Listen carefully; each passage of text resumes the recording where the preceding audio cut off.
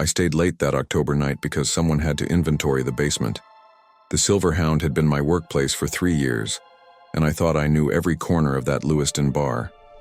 But when the temperature dropped 30 degrees in the span of a heartbeat and the shadows started moving against the light, I discovered there are things that wait in familiar places, things that feed on fear. And sometimes, when darkness closes in, something inside you wakes up to fight back. Mine took the shape of a fox made of light. I'm Jason Fox, and this is the night I stopped being certain about anything. The Silver Hound sat on Lisbon Street, wedged between a laundromat and a used bookstore. October in Maine meant early darkness, leaves skittering across pavement and tourists clearing out before the first snow. That Tuesday, I clocked in at 4 in the afternoon. My boss, Vincent Carlisle, met me at the door with a clipboard and the kind of expression that meant extra work. He explained that the quarterly inventory needed finishing. The previous bartender had quit midway through, leaving boxes uncounted in the basement storage. Vincent wanted it done tonight. He offered an extra $50. I needed the money, so I agreed. He left at 6. The kitchen staff cleared out by 8, and the last customer paid his tab at 9:30. I locked the front door at 10. The silence felt heavier than usual. The basement stairs descended from behind the bar, through a narrow door that stuck in humid weather. I grabbed the clipboard, a pen, and a flashlight. The overhead bulb down there had been flickering for weeks. Vincent kept saying he would replace it. He never did. The wooden steps creaked under my weight. Cold air rose to meet me, carrying the smell of damp concrete and old beer.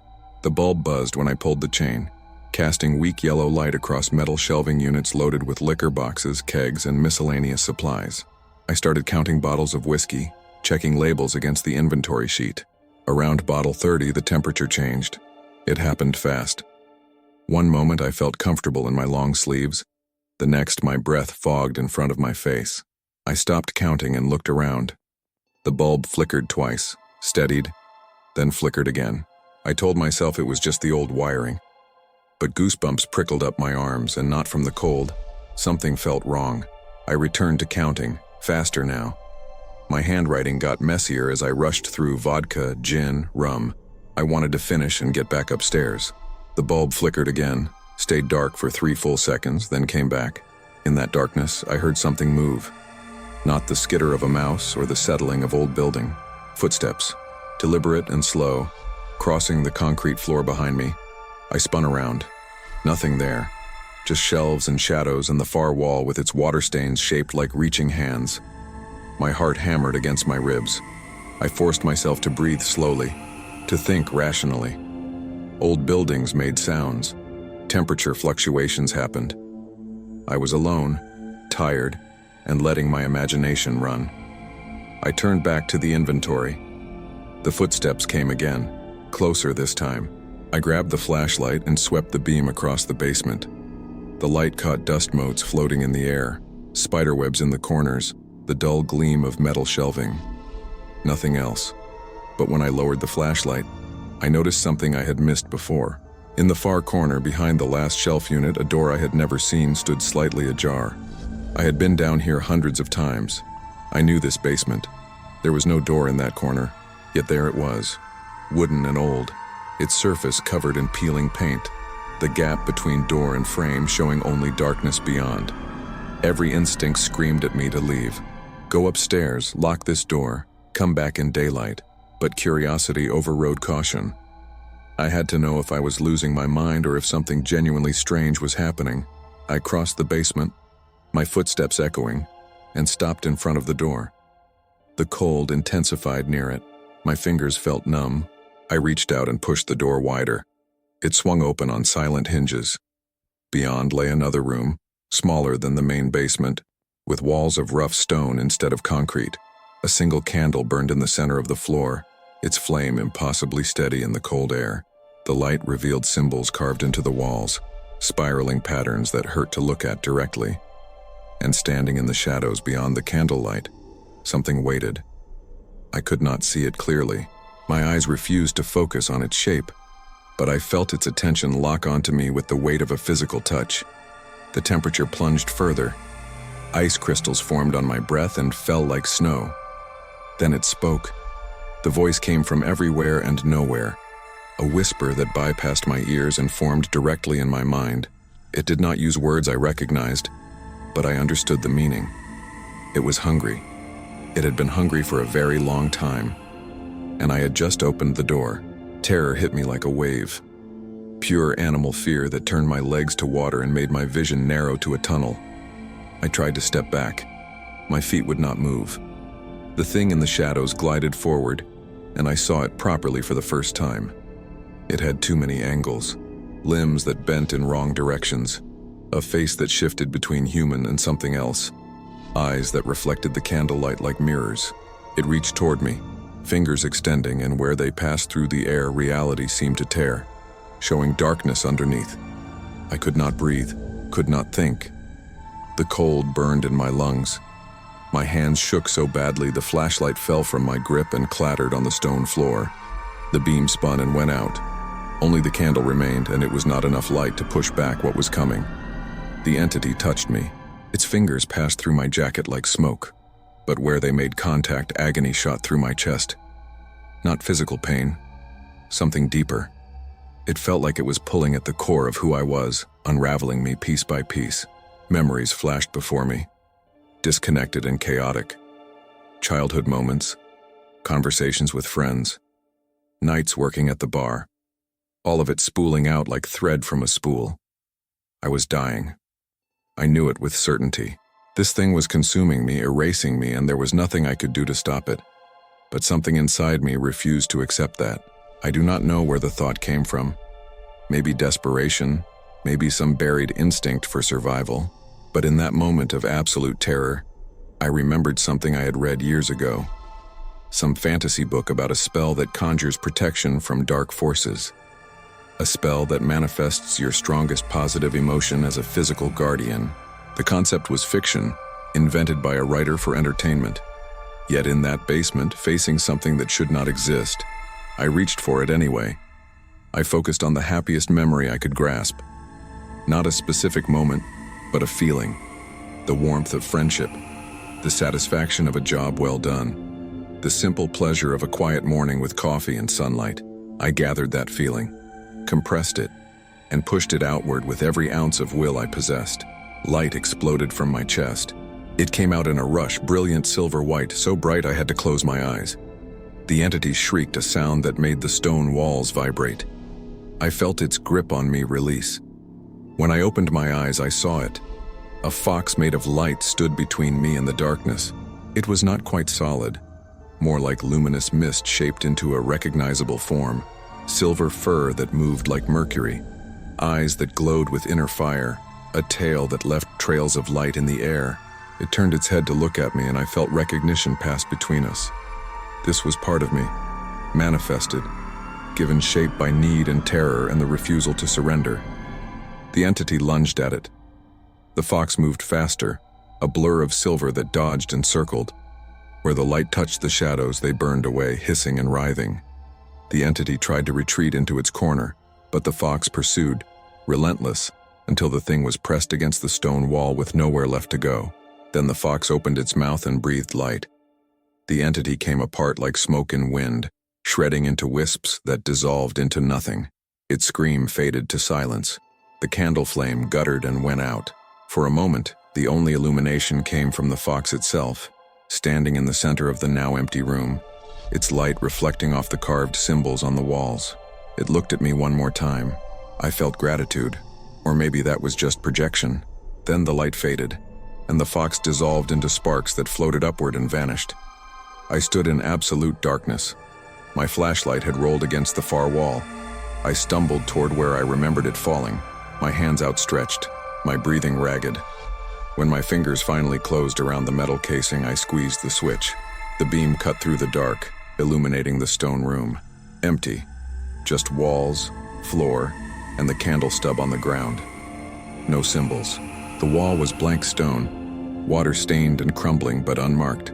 I played the light across every surface, searching for evidence of what I had just experienced. Nothing. The room looked like any neglected storage space in any old building. But the door was still open, and I remembered everything. I walked back through the door into the main basement. The overhead bulb burned steady now, no flicker. The temperature felt normal. I checked my watch and discovered only 10 minutes had passed since I started the inventory. 10 minutes. It had felt like an hour. My hands still shook.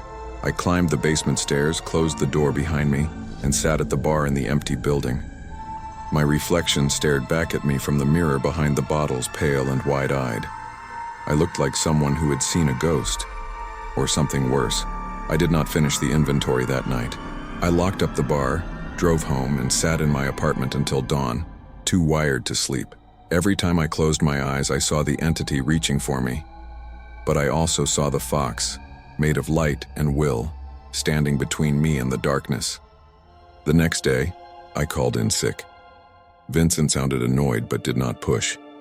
I spent the day researching, trying to find explanations for what had happened. I searched for information about protective spirits, manifestations of light, creatures that feed on life force. Most of what I found was folklore and fiction, but buried in academic papers about mythology and historical accounts of supernatural encounters, I found references that felt uncomfortably familiar. Entities that exist in threshold spaces, drawn to loneliness and fear. Creatures that consume identity, leaving empty husks behind. And protectors, guardians manifested from the human spirit when threatened by forces beyond normal comprehension. Different cultures had different names for them. The mechanics varied. But the core concept remained consistent. In moments of dire need, some people could manifest their inner strength as an external force. I had always dismissed such ideas as superstition. Now I had to reconsider everything I thought I knew about reality. When I returned to work 2 days later, Vincent asked if I was feeling better. I told him I had caught a stomach bug, nothing serious. He reminded me about the unfinished inventory. I told him I would handle it, but only during business hours, with other people in the building. He looked at me strangely but agreed. I avoided the basement for 3 weeks. Other staff handled the beer deliveries, the trash removal, the supply runs. I made excuses every time someone asked, but I knew I could not avoid it forever. The fear would control my life if I let it. So one afternoon, during the lunch rush with the kitchen staff cooking and servers moving through the dining area, I went downstairs. The basement looked normal. Concrete floor, metal shelves, supplies neatly organized. I walked to the far corner where the door had appeared. Just wall now. I pressed my hand against it, feeling for seams, for any indication that a door might be hidden there. Nothing. Solid wall, slightly damp, completely ordinary. But when I concentrated, I felt something. A coldness that had nothing to do with temperature. A sense of presence, distant and dormant, but still there. The door had not disappeared, it had just closed. And I understood with the instinctive certainty that comes from surviving something terrible, that it could open again. I finished the inventory without incident, went back upstairs, resumed my normal routine. But I was not the same person who had walked into that bar 3 weeks earlier. I had changed. The experience had opened something in me, or maybe just revealed what was always there. 3 months passed. Winter settled over Lewiston, bringing snow and short days. The bar stayed busy, people seeking warmth and company in the cold season. I worked my shifts, mixed drinks, listened to the usual stories. Everything felt normal on the surface. But I noticed things I had missed before, cold spots that appeared without cause, shadows that lingered too long in corners, customers who came in once, sat alone, and radiated a wrongness I could not articulate. I watched them more closely now. Most were just lonely people seeking connection, but occasionally something else walked through the door. I saw them more easily after my experience in the basement. They wore human shapes, but imperfectly, like someone remembering what a person should look like but missing crucial details. Their eyes did not reflect light quite right. Their movements came half a second delayed, and they carried that same cold I had felt in the stone room. They never caused problems. They ordered drinks, paid in cash, and left before anyone noticed anything strange. But I noticed. I felt their attention on me sometimes, assessing, curious. They knew I could see them, and they kept their distance. I wondered if the fox was why, if whatever protected me that night left a mark, a warning that I was not easy prey. The thought comforted me. but it also raised questions I could not answer. What was I now? Had I changed fundamentally, or just become aware of things that always existed around me? In January, I met someone who might have answers. She walked into the Silver Hound on a Tuesday night, alone, and sat at the far end of the bar. Middle-aged, with gray streaking her dark hair, wearing a wool coat and scarf. She ordered whiskey, neat, and did not touch it for 10 minutes. I could feel her watching me as I worked. Finally, during a lull, she spoke. She told me her name was Diane Ashford. She taught anthropology at a college in Burlington, but spent her free time investigating unexplained phenomena. She had heard through channels she did not elaborate on that something unusual had occurred at this bar several months ago. She wanted to know if I had experienced anything strange. I should have deflected, made an excuse, sent her away. Instead, I found myself telling her everything. The basement, the door, the entity, the fox. She listened without interruption, her expression neutral, taking occasional notes in a small leather journal. When I finished, she was quiet for a long moment. Then she asked if I could do it again, manifest the fox without the immediate threat. I told her I did not know. I had not tried. The thought terrified me, if I was honest. What if nothing happened? What if I had imagined the whole experience? But she pressed gently and curiosity overcame fear. I agreed to try. She instructed me to close my eyes and focus on the same feeling I had used that night. Warmth, safety, the positive emotions that fueled the manifestation. I stood behind the bar, acutely aware of how ridiculous this must look, and reached inward. At first, nothing happened. I felt foolish, standing there with my eyes closed while a stranger watched. But then I found it. That same core of light I had touched in the basement, buried deep but still present. I focused on it, encouraged it, invited it forward. Warmth spread through my chest. I opened my eyes. The fox sat on the bar in front of me, small and semi-transparent but unmistakably real. Its silver light reflected off the bottles behind me. Diane leaned forward, fascination clear on her face. She reached out slowly, hand extended toward the fox. It sniffed her fingers, seemed to judge her harmless, then turned and jumped down from the bar.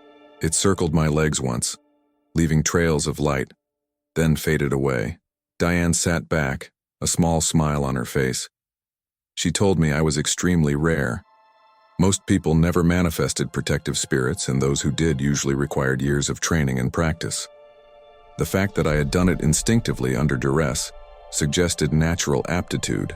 She asked if I wanted to learn more, to develop this ability deliberately. I did not answer immediately. Part of me wanted to refuse, to pretend that night in the basement never happened, to return to the simple life I had known before, but I knew that was impossible. I had seen too much, changed too much, and if entities like the one in the basement existed, if they hunted in the shadows, then maybe people like me had a responsibility to learn how to fight back. I told her yes. For the next 6 months, Diane visited regularly. She taught me techniques for accessing the light inside me, for maintaining focus under pressure, for understanding the nature of the entities that occasionally crossed into our reality. She explained that the world was thinner in some places, barriers between what we considered normal and what existed beyond occasionally wearing down to nothing. Threshold spaces like basements, attics, and lonely stretches of road were particularly vulnerable. The bar itself sat on old ground.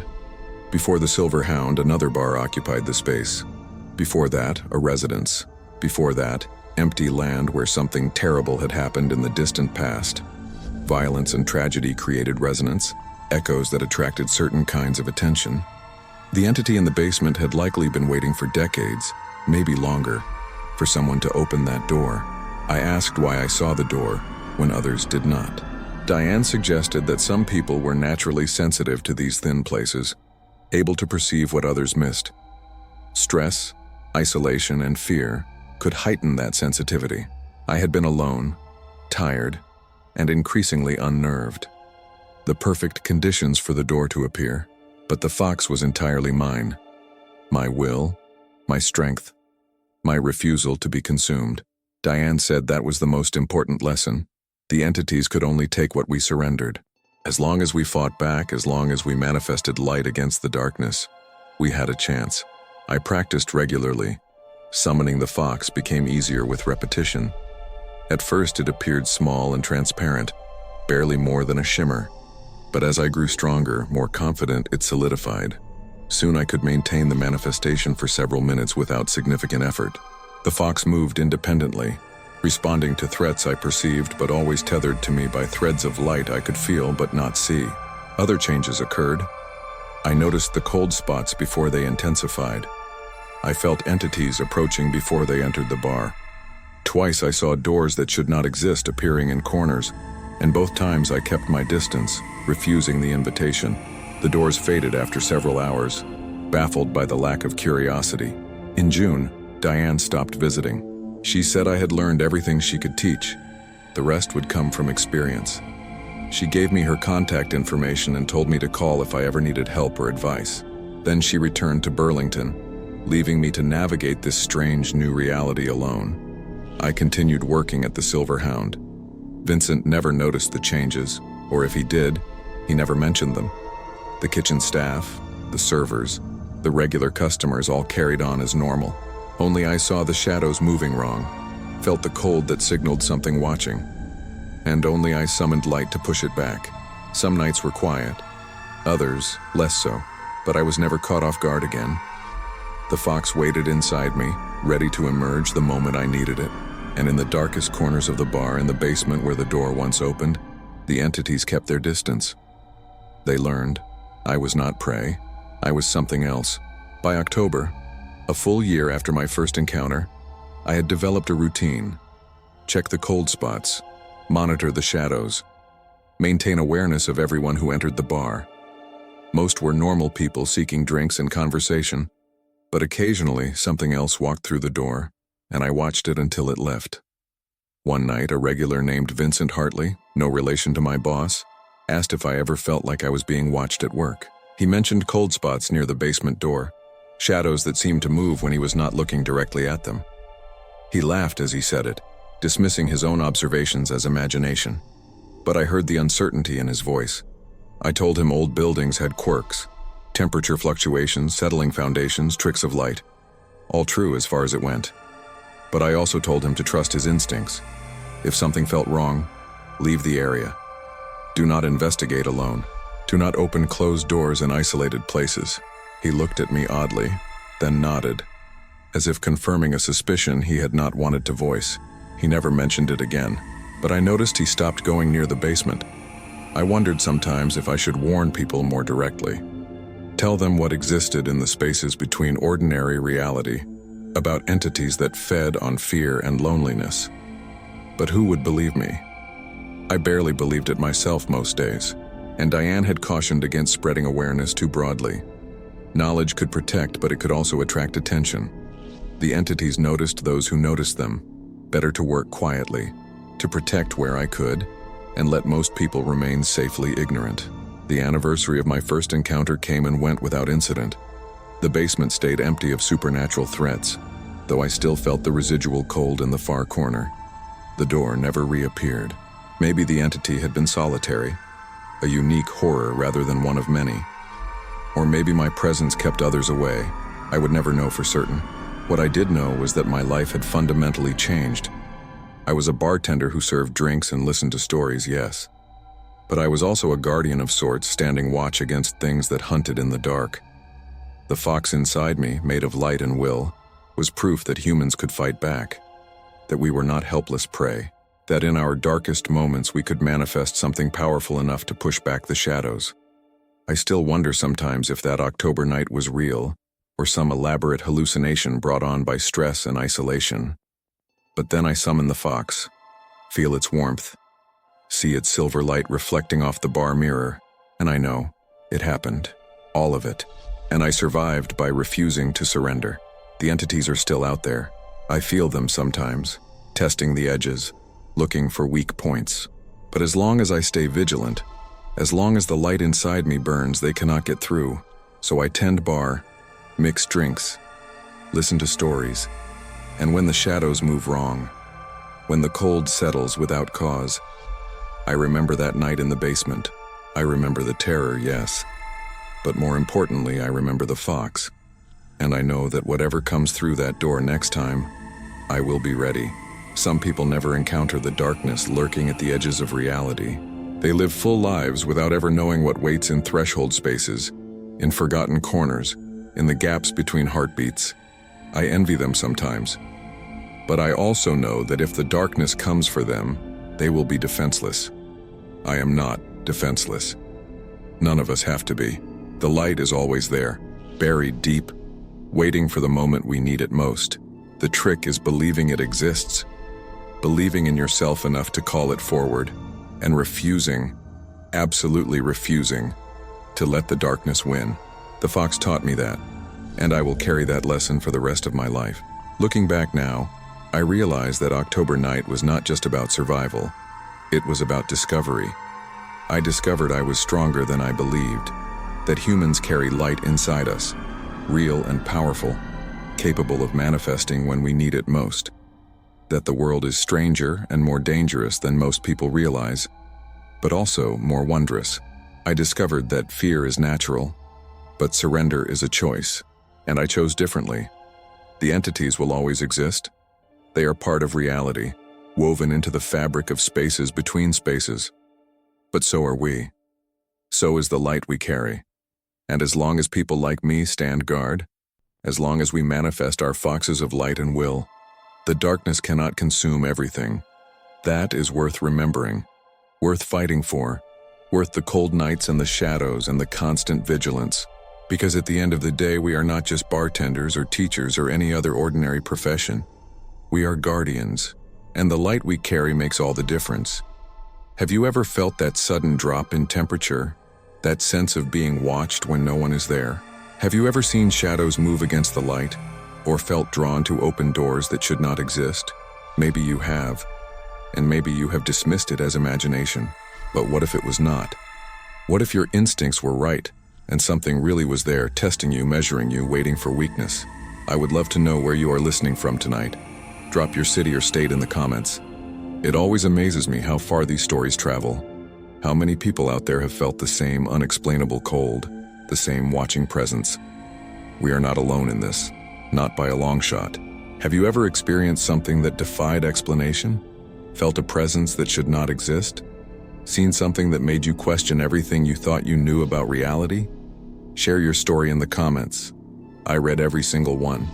And who knows, maybe your experience will be the next one I share here.